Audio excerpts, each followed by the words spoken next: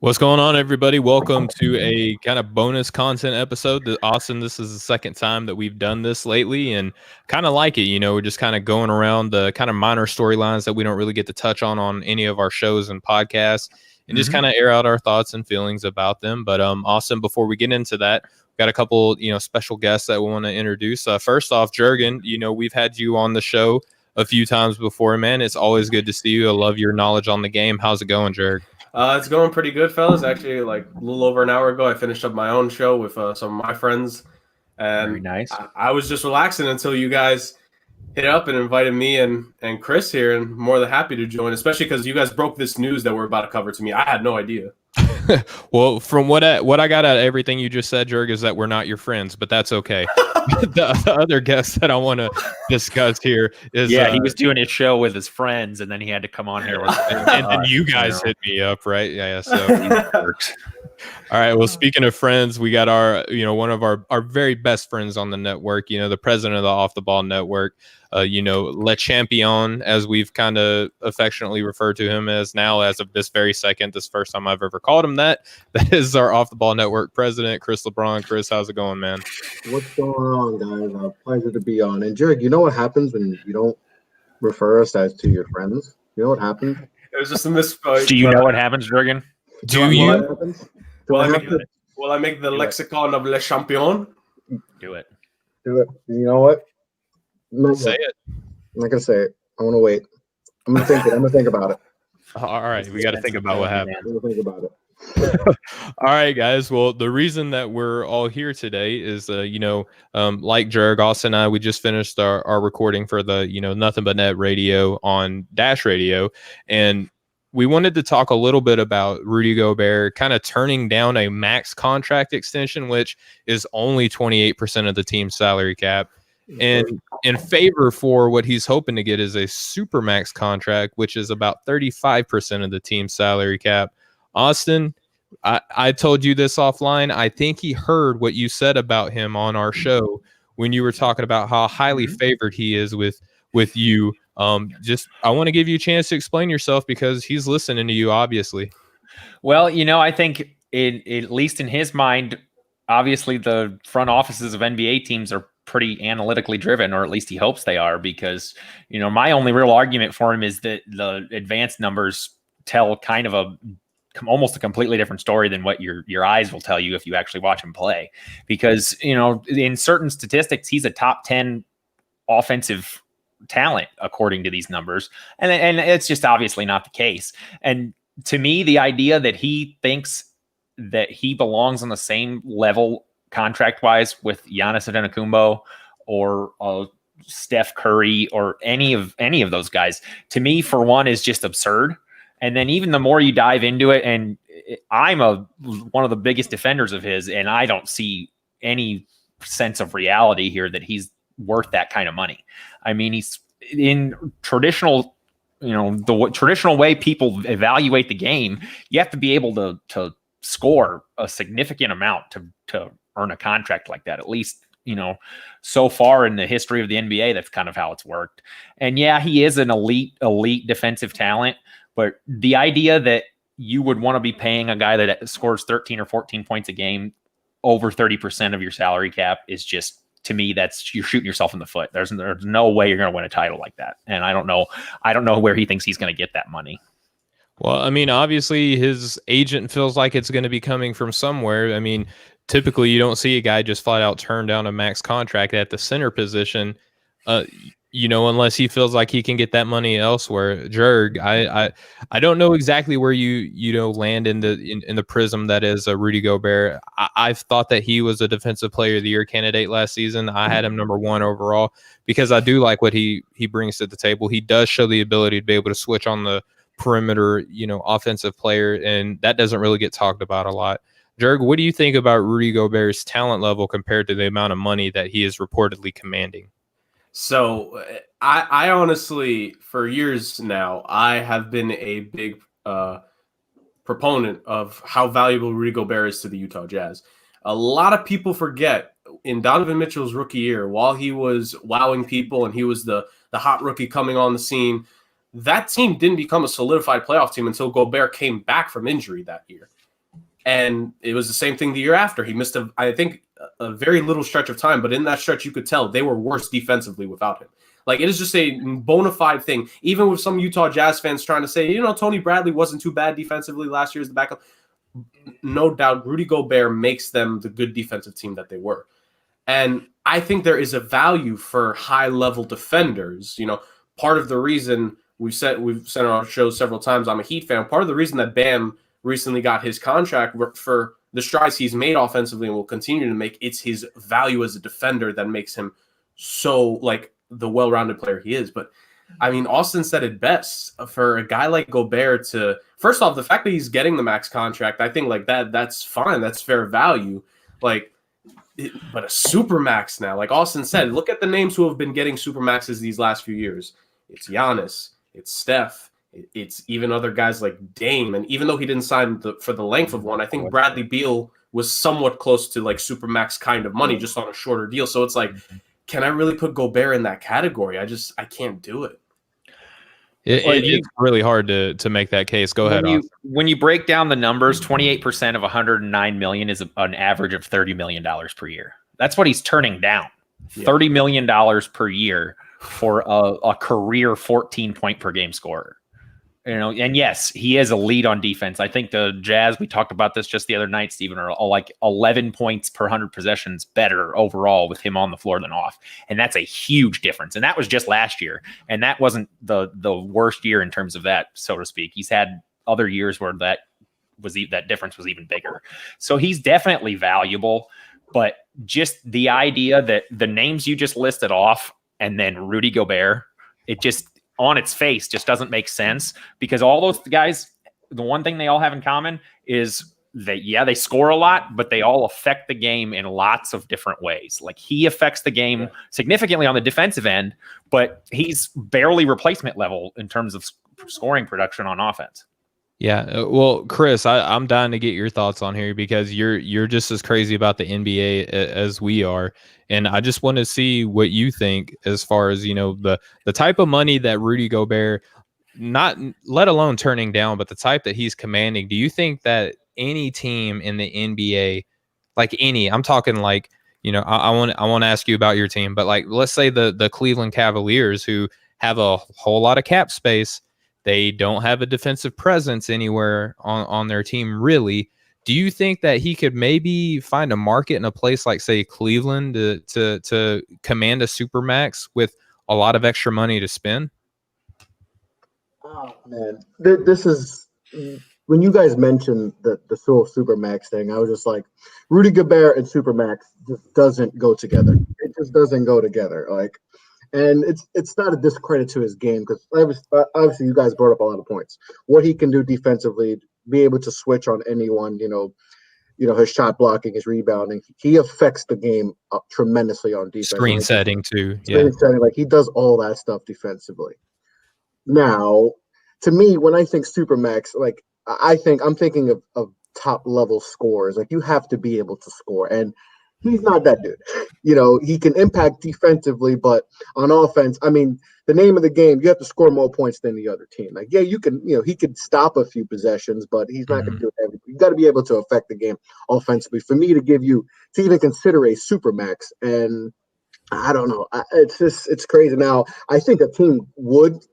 Listen, we've seen crazier things happen in the league. I mean, the Philadelphia 76ers paid Tobias Harris, $190 million. So we've seen crazier things in the league, right? We've seen guys that don't deserve, not to say don't deserve, but aren't at that level of player. Like, Tobias Harris went from being an underrated player, and then when he got that crazy contract last year, he went from being, a player like an overrated player, just like that, right? It's all, So it's kind of in that realm. Like, obviously he's a defensive player of the year and all that, but it's crazy. And if I'm looking at the numbers, and like, he turned down the max, right? So the max, he would be getting $147 million, if I'm correct, what I'm looking at. And then the super max is what, 228, I think. 228. That's Giannis money. You're not Giannis. You're not Giannis. Like Giannis is a 2-time MVP, defensive player of the year, affects the game on both ends of the ball, right? Like and this is a guy who's still getting better, Giannis, which is crazy. Like, I don't see Rudy Gobert coming out of nowhere and averaging 25 a game and then having a face-up game and doing all these crazy stuff on offense. Like, unless he does that, and he has another game that he hasn't unlocked yet, then let's see it. So then we could talk. But I mean, I don't. That's crazy. Like, I don't know if someone were to give him that, like, I mean, that's just crazy to get. And you said what, 35% of the cap to get to Rudy Gobert, like a guy who you mentioned has offensive limitations. How about even just being able to handle the ball? Like, I was talking about this with you guys offline. I think a prerequisite in order to be able to get a supermax is can you handle the ball at all? Right? Like, right. Put the ball on the ground 2 times to make a smart pass. Like, we don't even see Rudy Gobert do that on a game in and game out basis, right, Austin? Right. Before he signs any kind of supermax deal, I want to see him do the All-Star Game skills competition and see if he can even do it. Because if that has to be like you have to earn it that way. Because I'm not 100% sure that he could make that bounce pass through a tire or dribble all the way up and down the court in any kind of with any kind of speed. It's just like you said, he's got way too many deficiencies to be someone that you're giving that kind of money to. Like, look at the 4 names that come to mind really are Giannis, Steph Curry, Russell Westbrook, and James Harden. And what do they all have in common? They've all been MVPs. They've all been in the talk for MVP for a lot of years, and they've won it.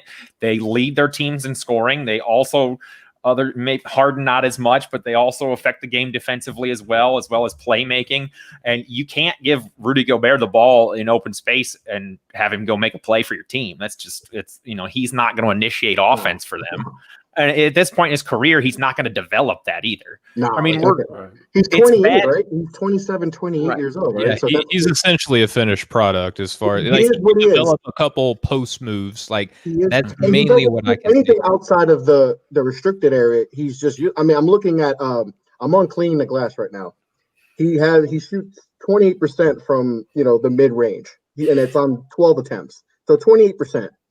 Everything is in there around the rim, which is he shoots 75%. So it's like, like unless he just magically has this game that we don't know about that he's going to unlock. Like I said before, like how does he think that he's going to get the supermax?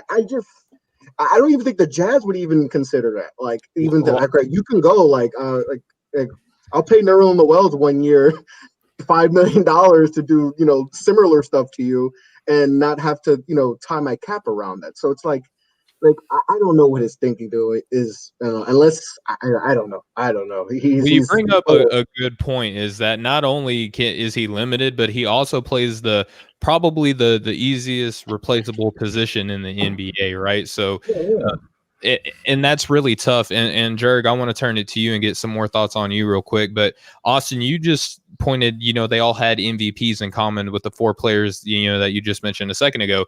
Let's not set the bar so high for Rudy Gobert. Let's lower it down a little. How about just an all NBA team, right? Like, let's look at number of all-star teams. Right. You know what I mean? Like, let's set the bar even lower. And even the all-star level, even the all-star nods to me are not really that telling, because how many good centers really are there? And for at least a few of those all-star selections, it was, they kind of had a very limited, definition of a center. So there wasn't a whole lot of competition for the all-star team. Front court now, which makes it even harder for him. They don't even have a center position in the all-star ballot anymore. Like, they took it out. Right. Yeah, but that's what I mean. Like, they used to, and that's part of the reason he made it as many times as he did, at least from my eyes. I think he wasn't even like a perennial. But the reason I brought that up, Austin, was he's not even a perennial, face at the center position. He's not even a perennial all-star. Right. And that was kind of my point. Like, even when he was on the all-star team, it was back before they did away with kind of the center position as a criteria. And to be honest, like, part of it is bad timing because Giannis just signed his, and people are undoubtedly going to compare him to Giannis, and there's just no comparison there. But I mean, defensively, I don't know.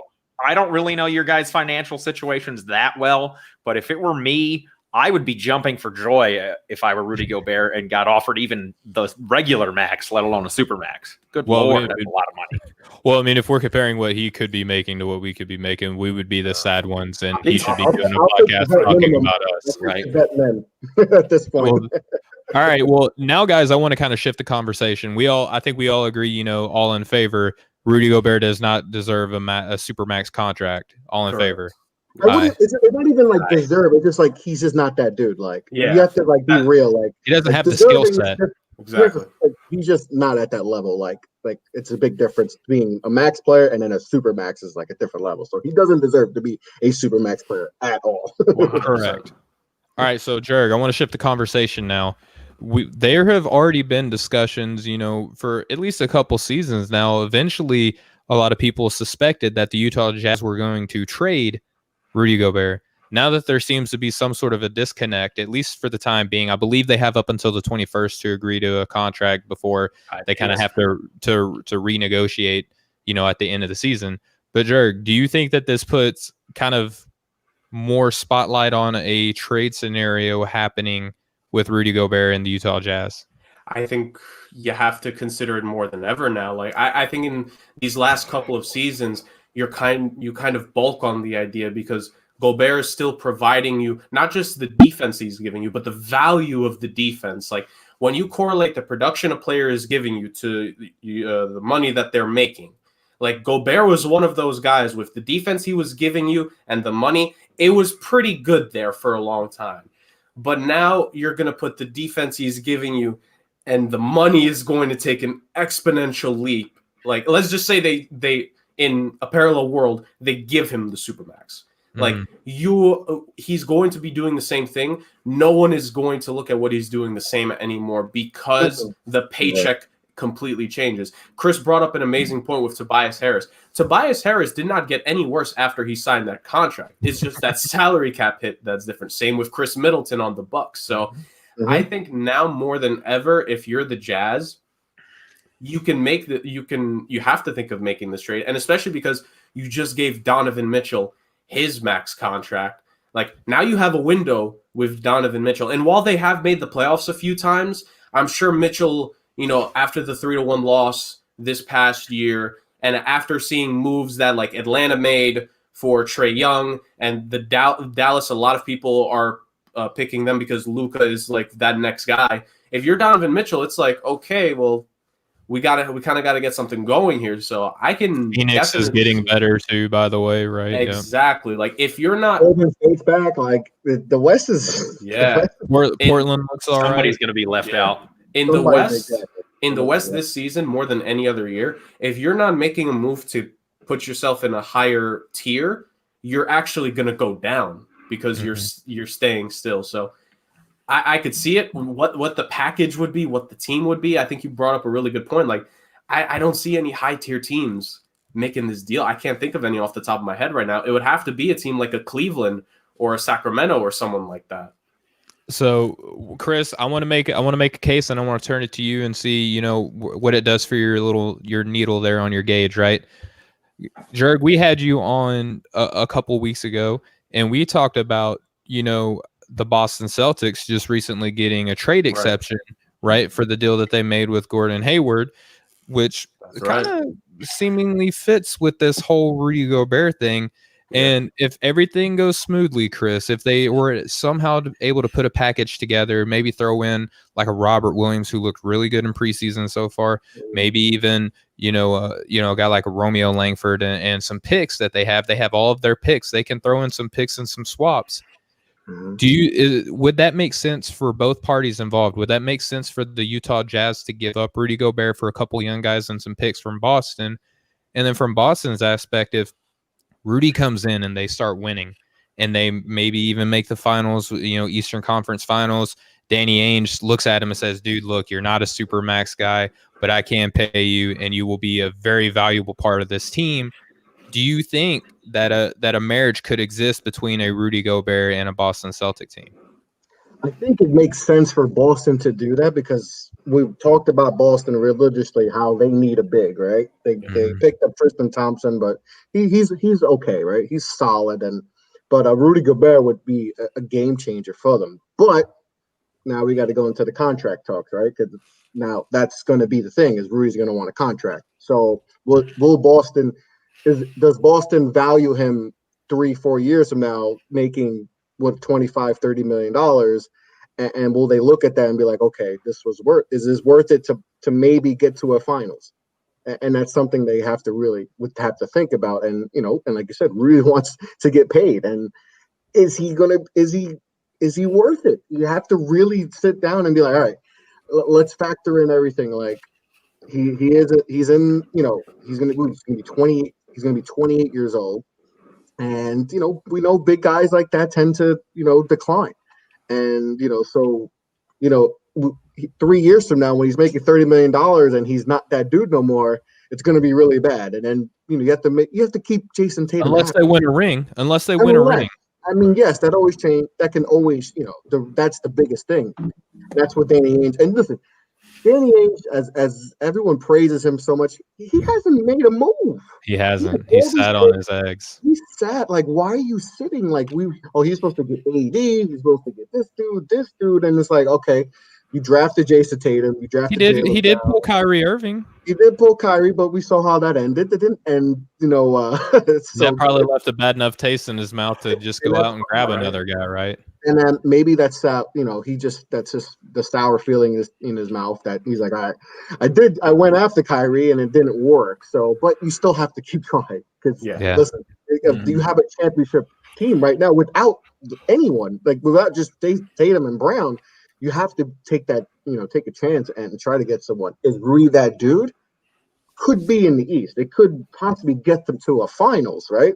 Yeah. But can it win them a championship? And you know how in Boston it's they're all about championships. They're not just about getting there. So is Rudy that dude that can get? I think he's an improvement. He can help them defensively because we saw what happened against Miami. Miami just ate them up in the paint. We saw what they did. Just break down, boom, hit it to Bam, and that was all day, and that was why they lost. So Rudy can help with that, but do you want to pay Rudy a max? He's like you said, he's going to be 28 years old. You're going to be paying him, give him a 4-year max. He's going to be 32. Most likely, he's going to be declining. But by the time it's over, he'll be declining, right? Then you can work it out on the back end. I mean, part of the contract. Well, right, but I'm saying like you acquired this trade exception, so I mean you have to use it or it goes away. You don't get any picks or anything out of it. That's why I look at this as potentially a different thing for Danny Ainge to use. It's not a draft, a bunch of draft picks that everyone wants you to package together. Like it's a trade exception. It has an expiration date on it. You got to use it. I'm not saying that there's reporting that it would happen. It was just something that we featured on a prior show before. Yeah. Austin, where do you think the best place for Rudy Gobert to go is, or do you think that he should just stay and take whatever the Jazz are willing to give him? Honestly, I don't know what's going to happen here because Utah has built so much of that defense and their entire game plan around him as the anchor at center. He is by far the most important defensive piece, I think, on just about any team in the NBA.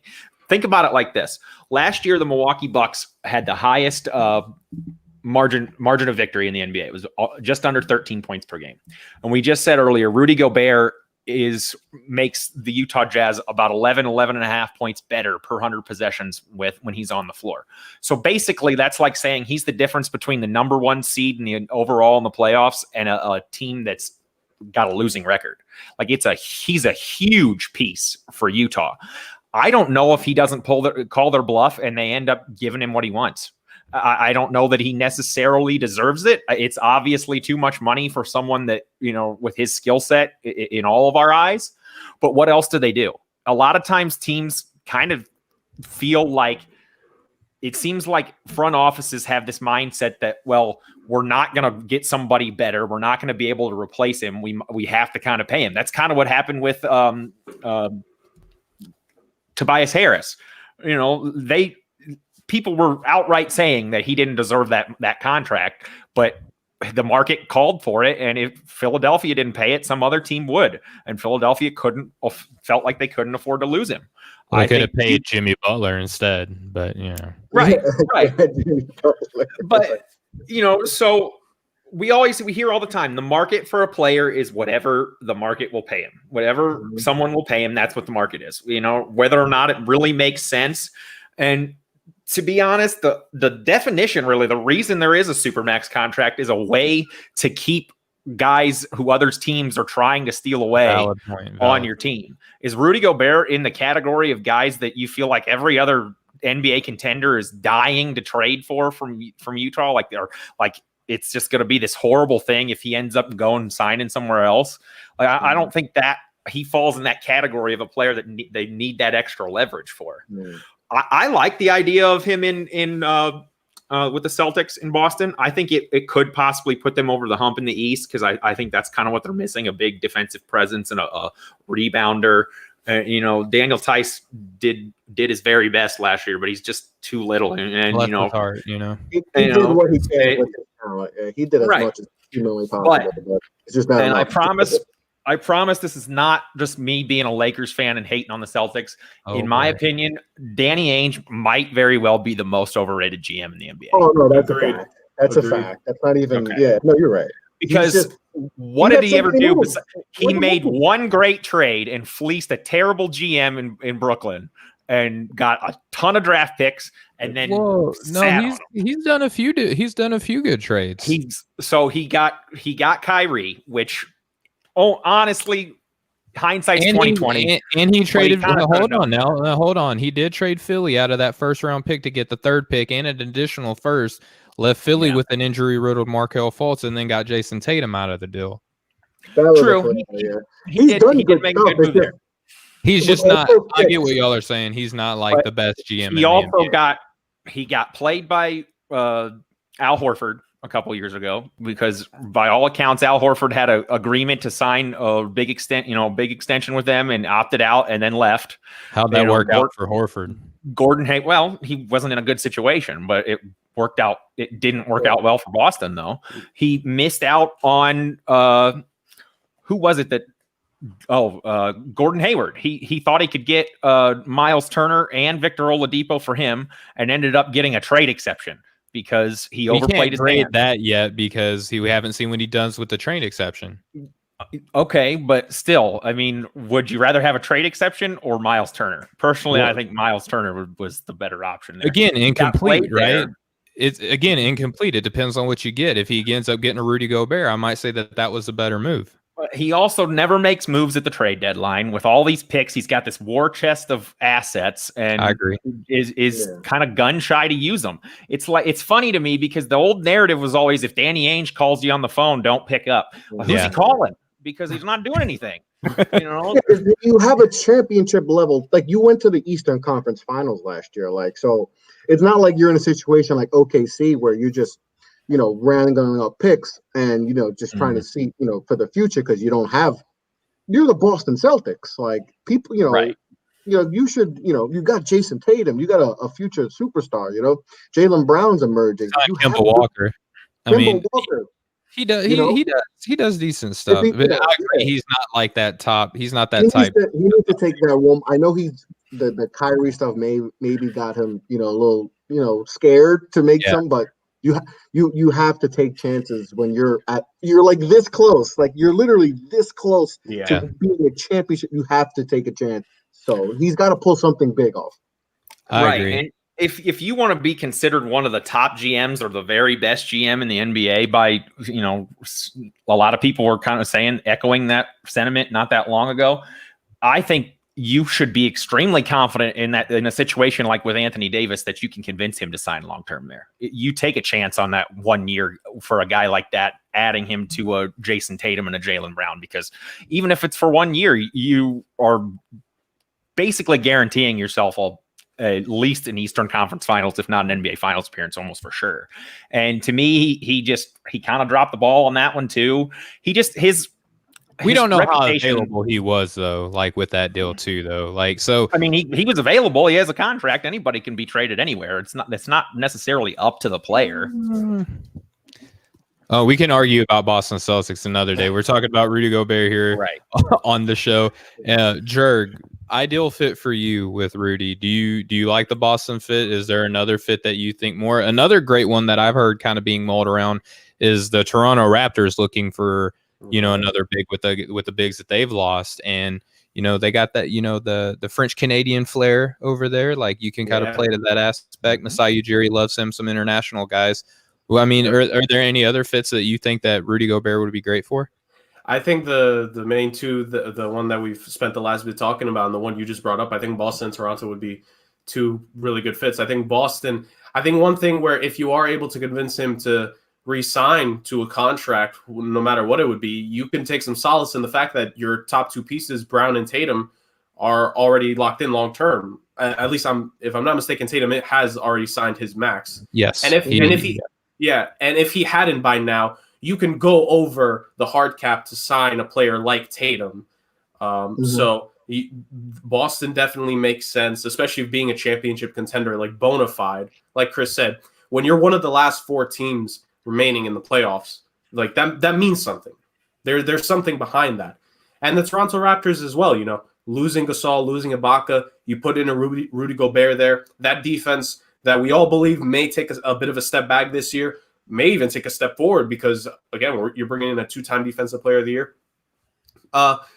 There's one team I've actually been mulling a little bit the last couple of minutes, and I don't know how realistic it is.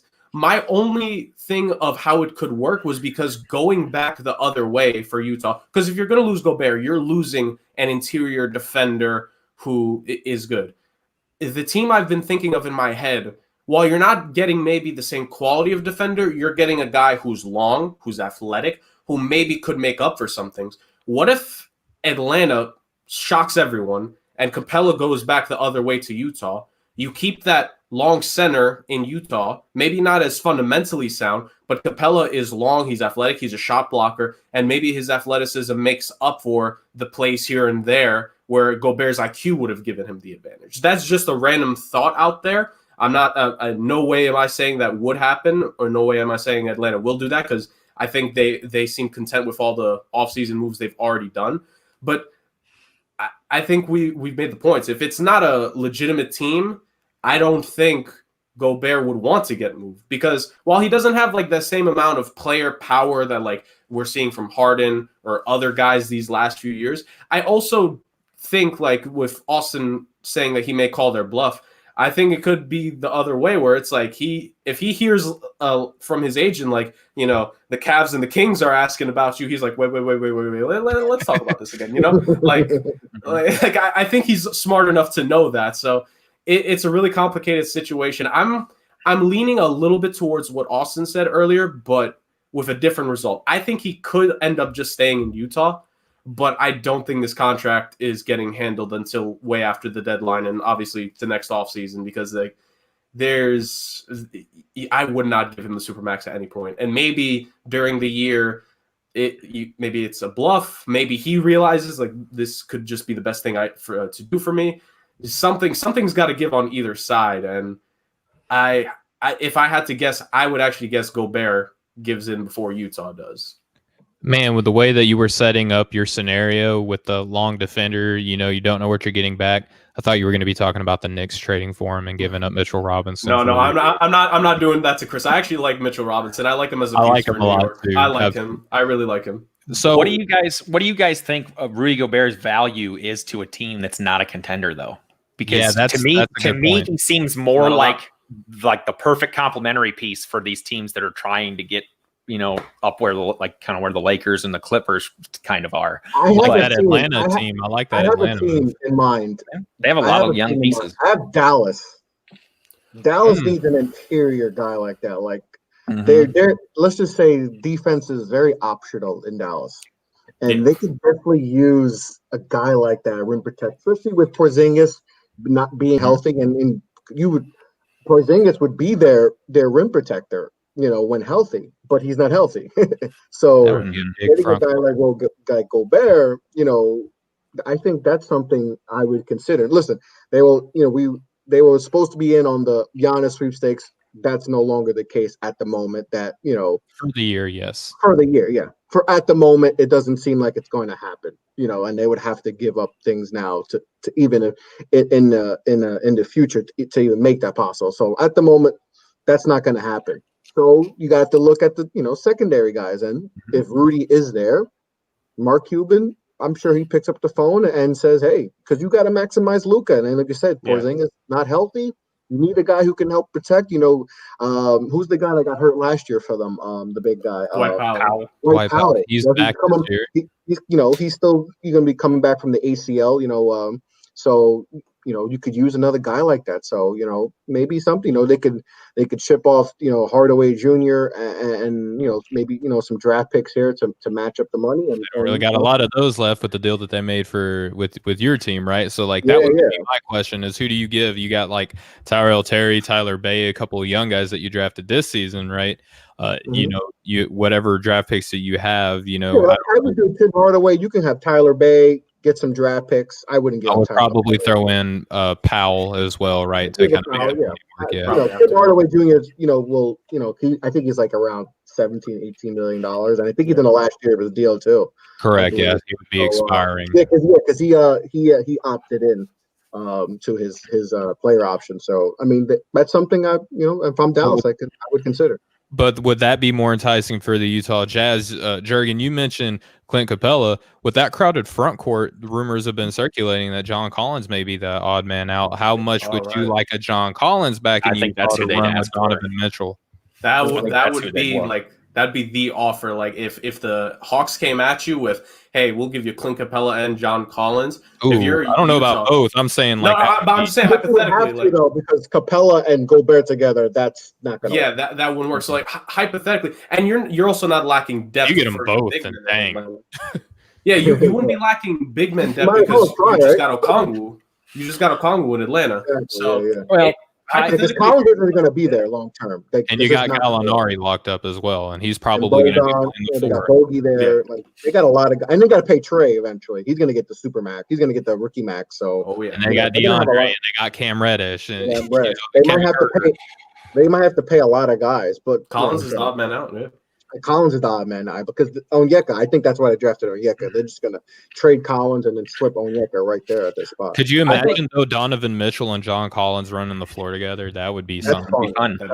I think Atlanta would be a nice fit for Gobert because they did make a lot of offseason moves and they did improve, but it was almost significant, almost totally offensive. Gallinari's not a stout defender, and Bogdanovich isn't known for his defense. Those guys were brought in to put the ball in the basket. Capella is a capable defender. I mean, he's no Rudy Gobert, but I mean, in this hypothetical situation, they're probably not going to end up on the same roster. Like Chris said, they just don't fit. It's not a good fit together. Yeah. So one of my big questions with this is if Rudy Gobert did accept the max contract, it's an average of about $30 million a year. They've already got Donovan Mitchell just signed a huge extension, and they're already paying a ton of money to Mike Conley Jr.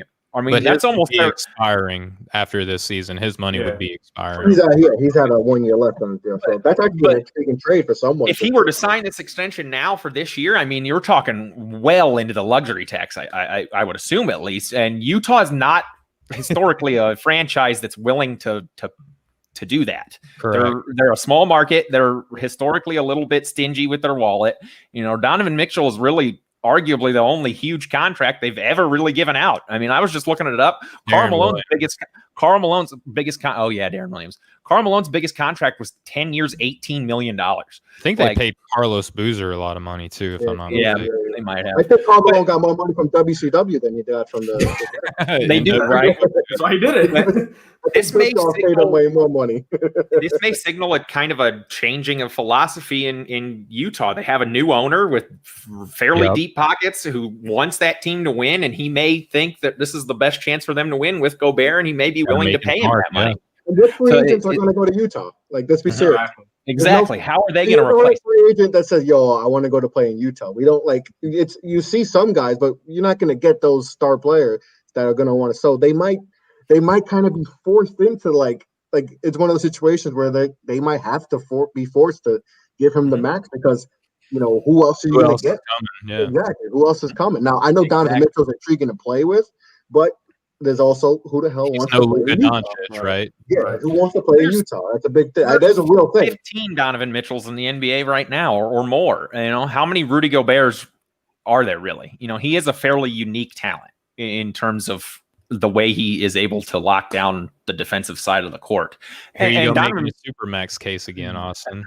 I'm saying I think it's plausible that he could get it. I don't think it's realistic that he should. I don't think it spells winning a title for Utah.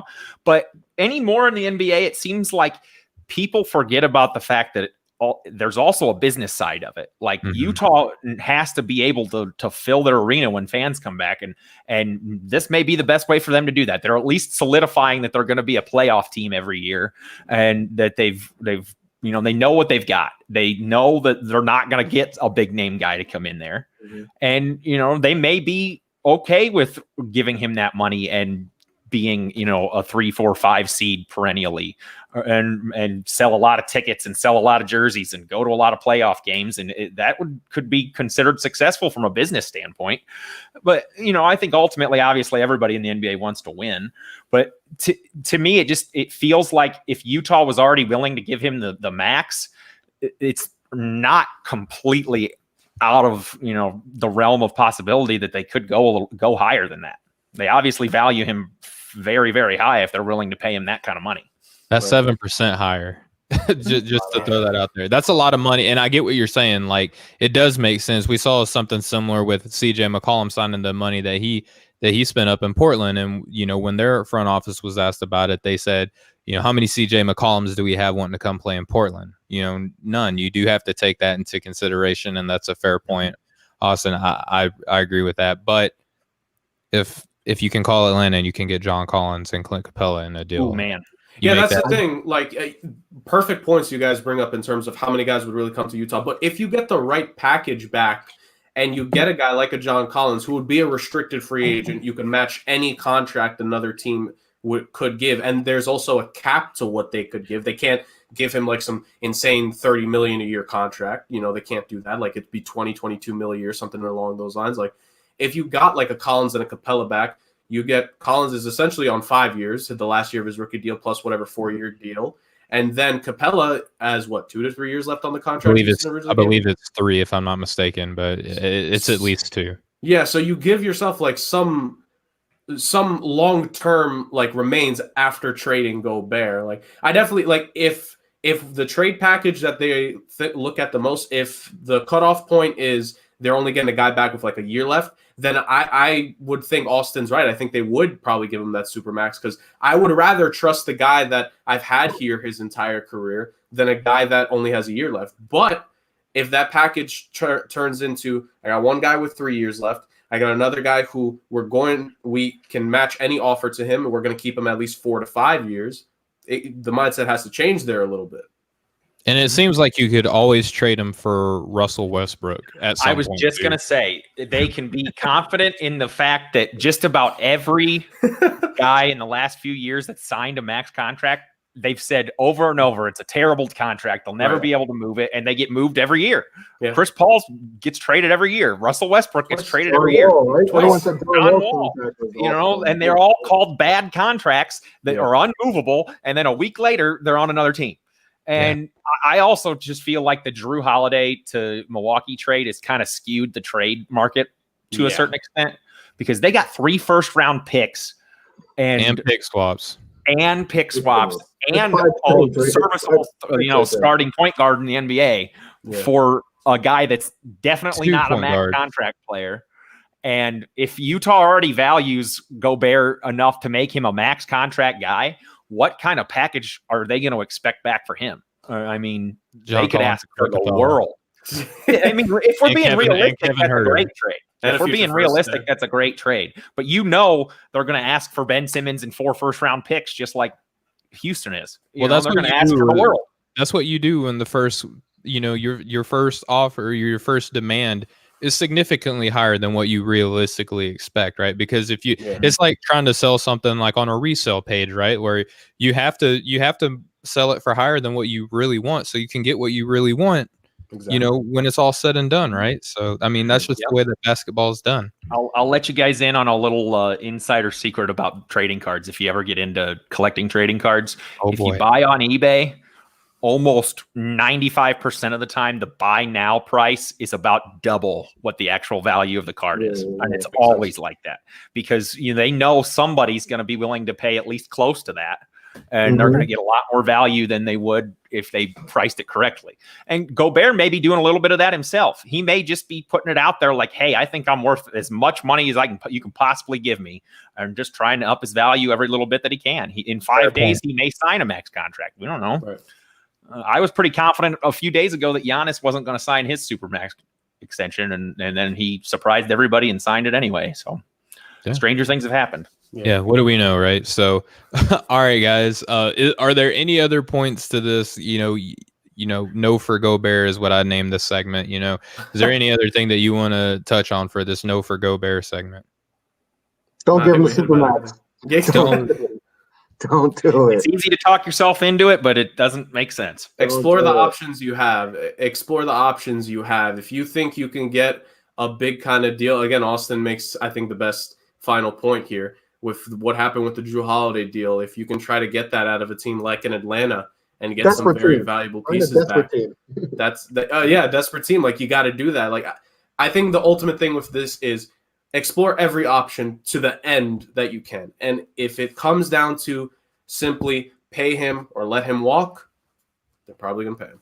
And they have until March 25th. This just got released today that the trade deadline is for sure going to be March 25th.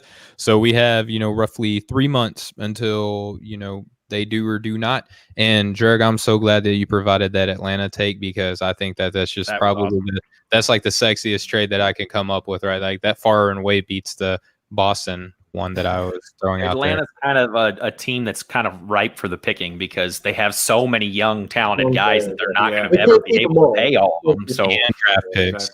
Right. And I don't think they want to pay all those young guys for the future. They kind of are ready to try to win now. And what does Boston have that would be better than what Atlanta can give you? Like, Boston's going to give you what? Nothing. Robert Williams, Romeo Langford. I was going to say that trade doesn't make as much sense for Robert Williams, like you said, Romeo Langford, guys that we still don't know, like, are starters. Like, at least with Atlanta, like, I'm going to get John Collins in return and Capella. That's 2 starters. And maybe Collins Kevin Herter. Yeah, and Collins is a guy who's ascending. He keeps getting better, like, 20 and 10 guy. Like, run the floor with Mitchell. Run the floor. That's the key. You talk about ticket sales. Yeah, that's the key to what Steven said, because you look at the shooting guard / small forward spot in Atlanta now. It's Reddish, Hunter, Bogdanovich, Herter. You can't keep all 4 of them. There's not enough playing time for all 4 of them. And Bogdanovich just got paid. Reddish and Hunter just got there. They signed Solomon Hill too. I mean, I know that he's not the biggest guy out there, and then they traded for old boy out of Detroit, Tony Snell. Yeah. So, like, they got guys already on their plan. Yeah, they got guys on this roster that they're already planning to have be at the end of their bench, so they can make a move in the future with the Solomon Hill and Tony Snell. They're kind of going on themselves. Having depth is great, but no team in the NBA wants to be 11 or 12 deep in a rotation of guys that think they should be getting minutes, unless they're in the middle of a pandemic and a shortened season. Maybe, that could be. That's a good point. That's a really good point. I think ultimately, like I just said, it's easy to talk yourself into it if you're Utah, to say, hey, there's no better option. Like, what are we going to do if he does walk? Like, how are we going to replace him? But I think we've seen time and time again in the NBA, you should never, ever think you're stuck. You should never, ever think as a franchise that there's not a way to get out from under a contract or bring in at least close to equal value. I mean, look how many times everybody said Houston had no options and no way to get better, no way to change their roster. And year after year after year, Daryl Morey figured something out. Yep. So there's always options. I think their best bet is to keep their options open, see what the market actually really is for him, because no other team may offer him a max contract, and then he may come running back to them to sign. Or he Who just may knows? need to be humbled and say, you know what, you guys turned me down, but if I can get paid back somewhere else, at least I still kind of somewhat have my pride in this scenario. You can But kind of think your way into that. Just from him going from almost being the face of the NBA shutdown with the whole COVID thing, with him, laughing and coughing on the microphones, not even a year ago, to now being a max contract guy and maybe a super max guy, like, that's got to be one of the best turnarounds ever. Right? Like, It's 2020, baby. talk about a glow up. Jeez. That's the ultimate 2020 move. All right, guys. Well, let's do as our buddy Couch Coach Live likes to say. Let's put a bow on this episode. Jerg, I'm going to work my way from you to Austin to Chris. Just kind of tell the people where they can find you and some stuff that you may have in the works if there's anything. Go ahead, Jerg. Yep, at JergK40 on Twitter and IG. I'm continuing. It's actually nearly finalized an article I mentioned a couple days ago on Couch Coach's Overreaction Monday. I got a new hockey article coming out, more of a longer read. Like I said on Monday, it's I titled it like Fall of Champions, like the three winningest teams of the last NHL decade, how none of the three of them are bona fide Stanley Cup contenders at this point and how it got to that point. So I was very excited while doing that article, and I can't wait for it to get posted. Excellent. And I know the way that you attack your business and how, smart you are as far as, sports at large go. I know there's going to be an excellent read. Austin, we just worked together just a little bit ago. I don't think that we've stopped for the last 3 hours, but go ahead and tell the folks where they can find you. I've done more than my fair share of talking. Everybody knows where they can find me. Off the Ball Network, first and foremost, on the Breaking the Game podcast, on Dash Radio, or Austin Car 10 on Twitter. Go ahead and check out all my stuff there. I do want to make a quick point, though. If anybody wants to have a good conversation about possible trades or theoretical scenarios, these two guys that we have with us tonight are two of the best. You guys you always have a fresh kind of perspective and great insight on these kind of topics. That's why I was so glad that you guys were able to join us, for sure. I love in our group chats when we get going on like 4 hypothetical trades down the rabbit hole, and we don't even remember where the first point of the conversation even was, but it's all at least informed and entertaining. Always every time. It always does. It always does. And to that note, I'm pretty excited about that little wrestling project we have going. I don't know about you guys. I think you guys are too. But I change it every day. Like I'm like, oh no, I haven't even started, man. It's going to take so much. It was kind of easy. The top 4 seeds for me, or like the top 16, were fairly easy, but past that, it's like musical chairs. It's hard. Somebody's going to get left out. That's really, really good. Yeah. But thank you guys for coming on. I always love having, the more the merrier on these kind of things, for sure, because we can just kind of hash out everything all at once and be done with it. So I appreciate you guys both being on here. No doubt. Absolutely. All right, Prez, go ahead. Bring us home. Yeah, you could find me on Twitter, Instagram, Facebook, Off the Ball Pod. You could find me also Off the Ball Network. Make sure to go on offtheballnetwork.com. Check out all the cool stuff on there. Like I said, we got hockey stuff, we got baseball, basketball, you name it, we got it. We got wrestling stuff coming. We're adding MMA, which is I'm excited about. We got a lot of things cooking. Nice. And so you can find me there. Podcast is available on all podcast platforms. Just had a show with Pierre from House of Highlights and the Through the Wire podcast. So that was fun to do. So check that out. That's out. And just find me on social media. The Knicks are 2-1. We're, on pace to make the playoffs in the preseason. If the preseason were to end, which ends in a few days. So preseason champions. I'm excited. I want the banner up and ready to go. But but NBA is coming back, so I'm excited about that. So there's going to be an abundance of content with that. So I appreciate you guys having me on the show, and this is fun. This was a lot of fun. Absolutely, man, and we appreciate you being here. We are so looking forward to the NBA season kicking off here on the 21st. As for myself, you can find me on Twitter at StephenBTG, which stands for Breaking the Game, the name of the show that Austin and I co-host. You can find me on Instagram at Stephen W. Gillespie. You can just find our show at BTG NBA Pod on both of those platforms as well. For Austin and Chris, we are also on the Nothing But Net channel on Dash Radio. We all air at different times, but you can always find us on there. Chris, when does your show on for the people? It's usually Mondays at noon. But Mondays. I got a few shows that have gone on during the week. But my set time is Mondays at noon Eastern. And you can find Austin and myself on Mondays and Fridays at 6 p.m. Eastern, 3 p.m. Pacific time. We'll get your drive, home from work. We'll get you there safely, and we'll have a good time doing it.